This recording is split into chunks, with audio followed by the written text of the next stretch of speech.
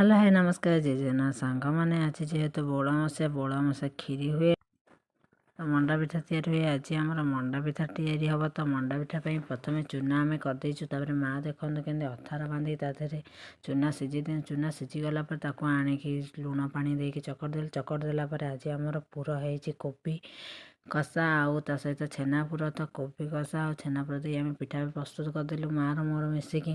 ତ ପ୍ରସ୍ତୁତ ହେଇଗଲା ପରେ ତାକୁ ଆଉ ଥରେ ନେଇ ବାମ୍ଫେଇ ଦେଲେ ହେଇଗଲା ଆମର ପ୍ରସ୍ତୁତ ମଣ୍ଡା ପିଠା। ତ ଆଜି ମୁଁ ପୂଜା କରୁଛି ଫାଷ୍ଟ ଟାଇମ୍ ପାଇଁ। ଆଉ ଏମିତି ଫାଷ୍ଟ ଟାଇମ୍ ପାଇଁ ମଣ୍ଡା ପିଠା ସିଝା ହେଇକି ହୁଏ ମୁଁ ଫାଷ୍ଟ ଟାଇମ୍ ପାଇଁ ଜାଣିଲି। ଆଗେ ମୁଁ ଜାଣିଛି ଆମର ଜନ୍ତା ହେଇକି ହୁଏ। ଯଦି ଆପଣମାନଙ୍କୁ ଆମ ଭିଡ଼ିଓ ଭଲ ଲାଗିଥିବ ନିଶ୍ଚିନ୍ତ ଲାଇକ୍ କରିବେ, ସେୟାର କରିବେ, କମେଣ୍ଟ କରିବେ ଆଉ ସବସ୍କ୍ରାଇବ୍ କରିବାକୁ ଜମା ବି ଭୁଲିବେନି। ଆଉ ଆପଣମାନେ ବି ଏମିତି ବନାନ୍ତୁ। ଆଉ ଆପଣମାନଙ୍କର କ'ଣ ବଉଳ ଅମାବାସ୍ୟାରେ କେମିତି ସେଲିବ୍ରେସନ୍ କଲେ ଆପଣମାନେ ନିହାତି ଆପଣ ମାନେ କମେଣ୍ଟ ମାଧ୍ୟମରେ ଆମକୁ ଜଣାଇବେ।